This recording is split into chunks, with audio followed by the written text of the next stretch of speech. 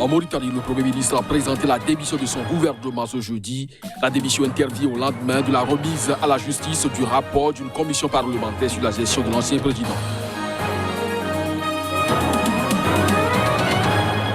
En Guinée, les choses continuent à se préciser dans le cadre de la présidentielle d'octobre. Le parti au pouvoir a demandé à Alpha Condé d'être son candidat. Celui-ci pourra briguer ainsi un troisième mandat.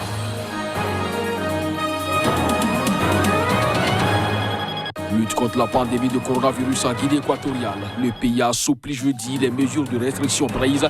Il a notamment été annoncé la réouverture des lieux de culte et des bars.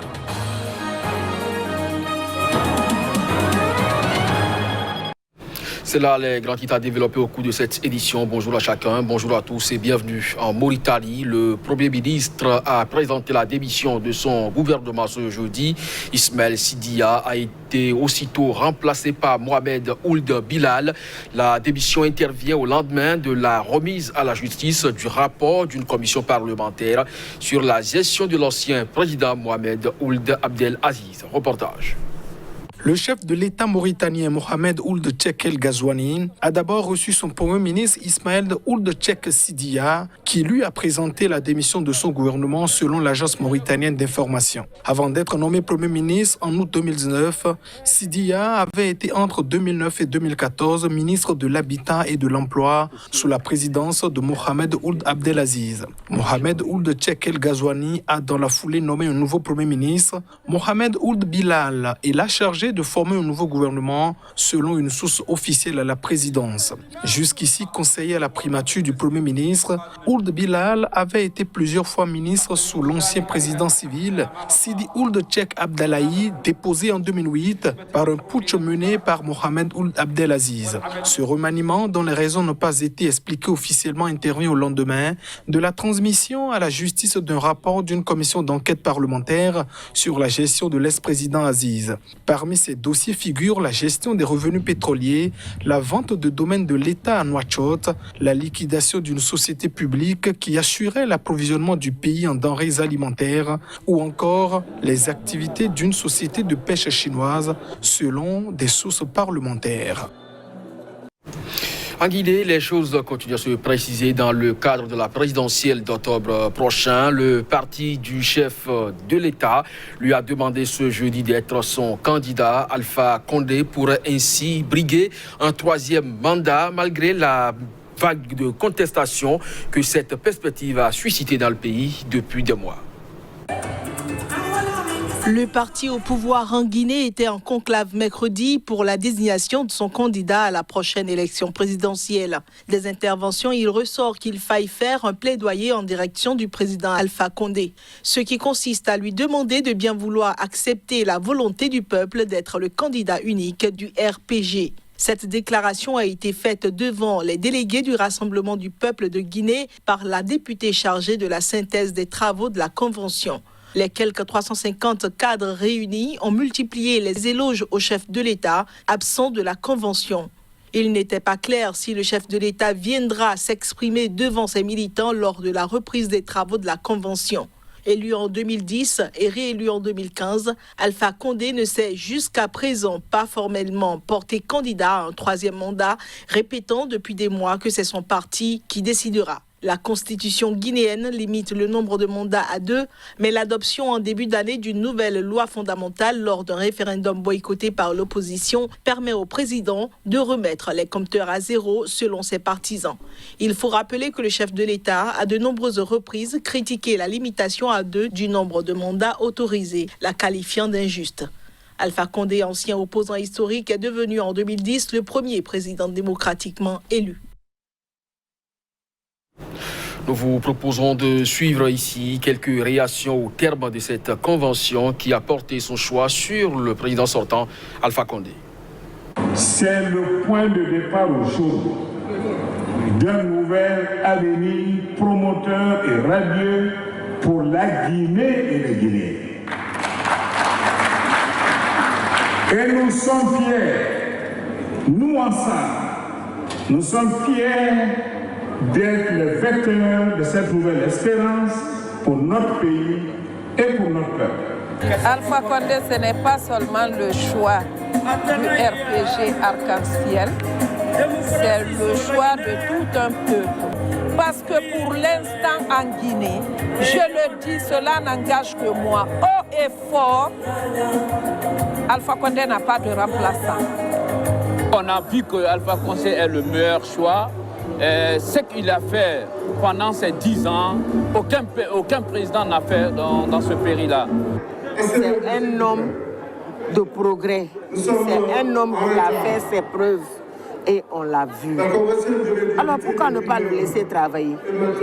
Pourquoi ne pas le laisser finir la bonne intention qu'il a pour ce pays qu'on appelle la Guinée, qui nous appartient tous?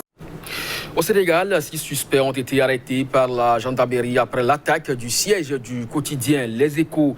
Les personnes interpellées sont des partisans du présumé guide religieux. Ils reprocheraient donc à la rédaction du journal d'avoir affirmé que leur chef avait été contaminé au coronavirus. L'enquête a abouti à l'identification de 6 individus présumés auteurs de l'attaque contre le journal. Des indices graves et concordants laissent penser qu'ils ont commis cet assaut, a dit une source, sans préciser leur identité et les circonstances de leur arrestation. Les 6 suspects ont été déférés au parquet de Dakar jeudi pour association de malfaiteurs, dégradation volontaire de biens et de propriétés immobilières appartenant à autrui, selon la même source. 7 ordinateurs et un poste de télévision avaient été endommagés par une demi-douzaine d'hommes en colère dans les locaux des Échos lundi midi, avait expliqué le directeur de la publication, Cheikh Omar Ndao. Ils étaient à la recherche de l'auteur de l'article publié le jour même, affirmant que Serigne Moustapha Sy, figure de l'influente confrérie musulmane des Tidianes et président du Parti de l'Unité et du Rassemblement, avait été terrassé par le Covid-19 et admis à l'hôpital principal de Dakar. Sans mentionner l'attaque contre le journal, le secrétaire national de la jeunesse du PUR, Habib Ndiaye, avait dénoncé dans un communiqué des mensonges éhontés et affirmé que le président du PUR était bien portant. Le SYNPIC, principal syndicat des professionnels de l'information du pays, et le Conseil des éditeurs et diffuseurs de la presse au Sénégal ont dénoncé l'attaque. Reporters sans frontières a demandé mardi aux autorités sénégalaises de réagir rapidement et fermement afin que cette attaque ne reste pas impunie. Deux communautés de la région du Kasaï en République démocratique du Congo se sont affrontées à l'origine de ces violences. La délimitation des terres cultivables, bilan 7 morts et près d'une vingtaine de blessés. Les affrontements ont occasionné d'importants dégâts matériels, notamment l'incendie de 8 villages. Les 2 territoires visés se sont vidés de leurs habitants qui ont pris la fuite. Des appels au calme ont été lancés pour les convaincre à revenir. À l'origine, les 2 communautés se disputaient les limites de champs, puis est venu se greffer le conflit des limites entre les 2 provinces, a expliqué un administrateur du territoire. Les gouverneurs de ces 2 provinces ont mis à disposition de l'armée des moyens logistiques pour acheminer des renforts et sécuriser la population. Les effectifs de la police ont été aussi renforcés dans la zone.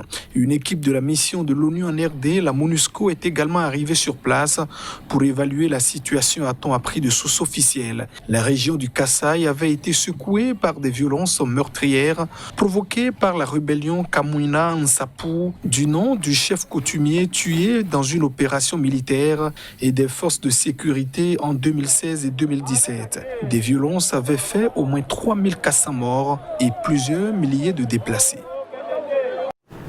Lutte contre la pandémie du nouveau coronavirus en Guinée équatoriale. Le pays a assoupli jeudi les mesures de restriction prises. Il a notamment été annoncé la rouverture à travers donc un décret publié ce jeudi par le gouvernement, la rouverture des lieux de culte et également des bars. La Guinée équatoriale enregistre une réduction importante du nombre de cas positifs quotidiens de nouveau coronavirus. Le pays amorce la 2e phase de l'assouplissement de l'état d'urgence sanitaire. Une décision actée par un décret lu mercredi soir à la télévision d'État. Ce pays pétrolier d'Afrique centrale, de moins de 2 millions d'habitants, a officiellement enregistré 4 821 cas positifs de nouveau coronavirus, 2 182 guéris et 83 décès, selon un dernier bilan rendu public il y a une semaine. Outre la réouverture des lieux de culte, les compétitions sportives et événements culturels sont de nouveau autorisés. Les casinos, les bars et parcs publics pourront de nouveau accueillir clients et promeneurs avec respect des mesures barrières. Les 2 grandes villes du pays, principaux foyers de contamination, demeurent isolés du reste du pays. Les liaisons aériennes entre ces 2 métropoles ont toutefois repris. Les vols internationaux avaient déjà repris le 15 juin, les passagers étant autorisés à entrer sur le territoire sur présentation d'un test négatif au Covid-19 datant de moins de 48 heures. À compter de ce jeudi, il sera désormais possible d'effectuer ce test à l'arrivée à l'aéroport contre le paiement de 50 000 francs CFA pour les nationaux et de 110 000 francs CFA pour les étrangers. De très nombreux pays africains ont amorcé un début de confinement alors qu'ils sont frappés de plein fouet par la crise économique mondiale provoquée par la pandémie.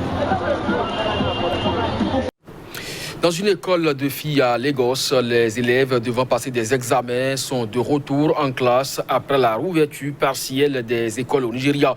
En ce qui concerne les universités, elles restent fermées et les cours n'ont toujours pas repris pour les étudiants des autres entités. On écoute quelques réactions. Je suis très heureuse.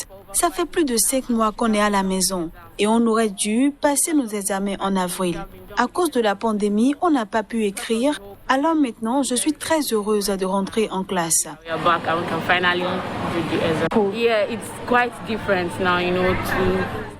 C'est très différent maintenant. On ne peut plus enlacer ses amis et faire ce qu'on faisait avant.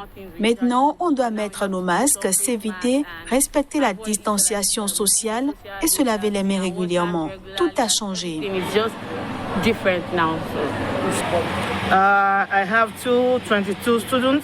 J'ai 222 élèves inscrits à l'examen du Conseil des examens d'Afrique de l'Ouest et j'en ai 206 dans l'école actuellement.